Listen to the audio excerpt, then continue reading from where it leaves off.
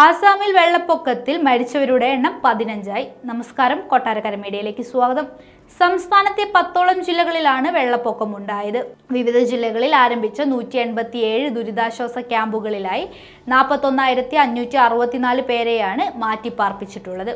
Catcher, ഹൈലക്കണ്ടി, കരിംഗം ജില്ലകളിലാണ് ശക്തമായ മഴയും വെള്ളപ്പൊക്കവും ഉണ്ടായത്. കോപ്പിലി, ബാരൻ, കുഷിയറ എന്നീ നദികൾ കരകവിഞ്ഞൊഴുകുകയുണ്ടായി. ജില്ലകളിൽ NDARF, SDRF സംഘങ്ങളുടെ രക്ഷാപ്രവർത്തനം പുരോഗമിക്കുന്നുണ്ട്. അപകട മേഖലകളിൽ താമസിക്കുന്നവർ അവിടെ നിന്ന് മാറി താമസിക്കണമെന്ന് അധികൃതർ നിർദ്ദേശം നൽകി.